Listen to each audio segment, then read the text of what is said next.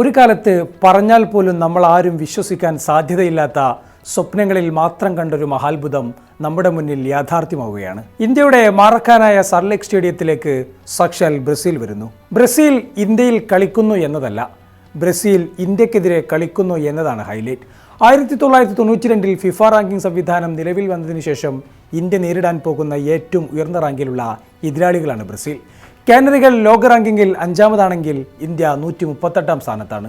ദക്ഷിണേഷ്യൻ ഫുട്ബോൾ ചരിത്രത്തിലെ തന്നെ ഏറ്റവും വലിയ പോരാട്ടമെന്നാണ് സംഘാടകർ ഇതിനെ വിശേഷിപ്പിക്കുന്നത്. ഇന്ത്യയും ബ്രസീലും ഏറ്റുമുട്ടിയാൽ എന്ത് സംഭവിക്കും?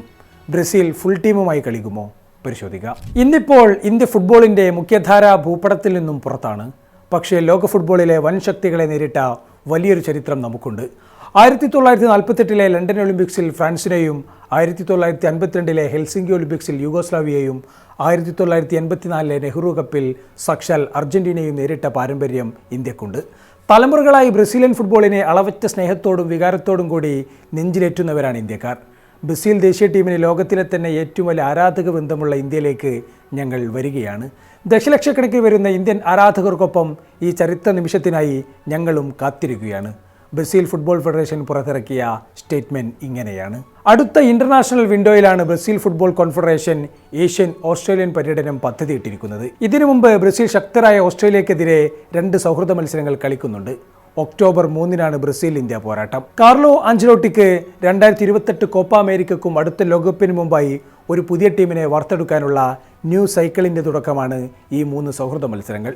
ഓൾ ഇന്ത്യ ഫുട്ബോൾ ഫെഡറേഷനും ബ്രസീലിയൻ ഫുട്ബോൾ കോൺഫെഡറേഷനും ചേർന്നാണ് ഈ ചരിത്രപരമായ പോരാട്ടം സംഘടിപ്പിക്കുന്നത്. ഏകദേശം 7 മാസത്തോളം നീണ്ട ചർച്ചകൾക്കും കൂടിയാലോചനകൾക്കും ശേഷമാണ് ഈ മത്സരത്തിന് അന്തിമ രൂപമായത് എന്നാണ് AIFF ദേശീയ ടീം ഡയറക്ടർ സുബ്രതോ പോൾ വ്യക്തമാക്കുന്നത്. എന്നാൽ ടിക്കറ്റ് നിരക്കുകളുടെ കാര്യത്തിൽ കൺഫ്യൂഷനുണ്ട്. AIFF ഇതുവരെ ഔദ്യോഗികമായി ടിക്കറ്റ് നിരക്കുകൾ പുറത്തുവിട്ടിട്ടില്ലെങ്കിലും സാമാന്യം ഉയർന്ന നിരക്ക് തന്നെ പ്രതീക്ഷിക്കേണ്ടി വരും. എങ്കിലും സാൾട്ട് ലേക്കിൽ സൂചി കുത്താൻ ഇടമുണ്ടാകില്ല എന്നുറപ്പാണ്. എല്ലാവരുടെയും ഉള്ളിലുള്ള ഏറ്റവും പ്രധാനപ്പെട്ട സംശയം ഇതാണ്: ബ്രസീൽ തങ്ങളുടെ ഫുൾ ടീമിനെ ഇറക്കുമോ? ഇൻ്റർനാഷണൽ വിൻഡോ ടൈമായതിനാൽ യൂറോപ്പിലെ ക്ലബ്ബ് മത്സരങ്ങളെല്ലാം നിർത്തിവെക്കുന്ന സമയമാണത്. അതുകൊണ്ട് തന്നെ സാധാരണഗതിയിൽ ക്ലബ്ബുകൾ പ്രശ്നമുണ്ടാക്കാറില്ല. ആയതിനാൽ തന്നെ പ്രമുഖ താരങ്ങളെല്ലാം കളത്തിലിറങ്ങാൻ തന്നെയാണ് സാധ്യത. AIFF അധികൃതരും സുബ്രതോ പോളും പറയുന്നതും ഇത് തന്നെയാണ്. പരിക്കുകളൊന്നുമില്ലെങ്കിൽ Vinicius junior, Rodrygo, Endrick, Alisson Becker, Matheus Cunha തുടങ്ങിയ പ്രമുഖ താരങ്ങളെല്ലാം കൊൽക്കത്തയിൽ പന്ത് തട്ടുമെന്നുറപ്പ്. എങ്കിലും കൊച്ചു കാർലോ ആഞ്ചലോട്ടി യുവതാരങ്ങളെ കൂടി പരീക്ഷിക്കാനുള്ള അവസരമായിട്ടാണ് ഈ പര്യടനത്തെ കാണുന്നത്. ചുരുക്കത്തിൽ അനുഭവസമ്പന്നരായ ലോകോത്തര താരങ്ങളും ഭാവി സൂപ്പർ താരങ്ങളും അടങ്ങുന്ന മിക്സഡ് സ്റ്റാർ സ്ക്വാഡാകും കൊൽക്കത്തയിൽ ഇറങ്ങുക. കഴിഞ്ഞ 10 വർഷത്തിനുള്ളിൽ ഇന്ത്യ നേരിട്ട ഏറ്റവും ഉയർന്ന ഫിഫ റാങ്കിങ്ങുള്ള ടീം ഓസ്ട്രേലിയയാണ്. 2023 ഏഷ്യൻ കപ്പിൽ കളിക്കുമ്പോൾ ഓസീസിൻ്റെ റാങ്കിംഗ് 25 അന്ന് ഇന്ത്യ 2-0 തോറ്റു. ഈ ഇന്ത്യൻ ടീം ബ്രസീലിനോട് മൈതാനത്ത് എങ്ങനെ കളിക്കും എന്നതൊരു ചോദ്യചിഹ്നമാണ്. സാമാന്യ ബുദ്ധി വെച്ച് ഇന്ത്യ ആക്രമിച്ചു കളിക്കുമെന്ന് കരുതാൻ വയ്യ. ബ്രസീലിൻ്റെ ലോകോത്തര താരങ്ങൾക്കെതിരെ 90 മിനിറ്റ് ഡിഫൻസീവ് അച്ചടക്കത്തോടെ പിടിച്ചു നിൽക്കുക എന്നതാകും ഇന്ത്യയുടെ പ്രധാന ലക്ഷ്യം. ഔദ്യോഗിക ടൂർണമെൻറ്റുകൾ പോലെ തന്നെ ഫ്രണ്ട്ലി മത്സരങ്ങളിലും ഫിഫയുടെ കർശനമായ നിരീക്ഷണങ്ങളും പ്രോട്ടോക്കോളും ബാധകമാണ്. അതുകൊണ്ട് തന്നെ ഒരു പക്കാ ഫുട്ബോൾ മത്സരം തന്നെയാണ് ഇന്ത്യൻ ആരാധകർ പ്രതീക്ഷിക്കുന്നത്. ബ്രസീൽ പോലുള്ളൊരു ടീമിൽ ഇടം പിടിക്കാൻ തന്നെ താരങ്ങൾ തമ്മിൽ കടുത്ത മത്സരമാണ്. അതുകൊണ്ട് തന്നെ ഒരു സൗഹൃദ മത്സരത്തിലായാൽ പോലും മികച്ച പെർഫോമൻസ് പുറത്തെടുത്ത് അടുത്ത മത്സരത്തിൽ അവരുടെ സ്ഥാനം ഉറപ്പിക്കാനേ ബ്രസീൽ താരങ്ങളും ശ്രമിക്കൂ. എന്നാൽ ഈ മത്സര പ്രഖ്യാപനത്തോടെ നമ്മുടെ നാട്ടിലെ ബ്രസീൽ ആരാധകർ വലിയൊരു ധർമ്മസങ്കടത്തിലാണ്. ബ്രസീൽ ഫുട്ബോൾ ടീമിനോടുള്ള ഇഷ്ടം പതിറ്റാണ്ടുകളായി കൊണ്ടു നടക്കുന്ന ഒട്ടേറെ പേർ നമുക്കിടയിൽ തന്നെയുണ്ട്.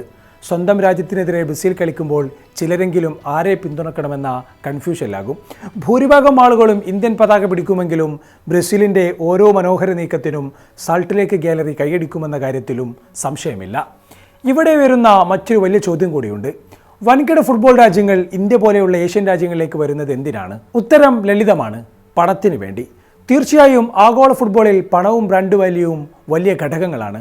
പണം ഉണ്ടാക്കാൻ വേണ്ടി ലോകമെമ്പാടും പര്യടനം നടത്തുന്നത് പെലെയുടെ കാലം തൊട്ടേ ബ്രസീലിയൻ ക്ലബ്ബുകളുടെയും ദേശീയ ടീമുകളുടെയും രീതിയാണ്. 2022 ലോകകപ്പ് വിജയത്തിനു ശേഷം അർജന്റീനയും ലോകമെമ്പാടും യാത്ര ചെയ്ത് വൻ വരുമാനം ഉണ്ടാക്കിയിരുന്നു.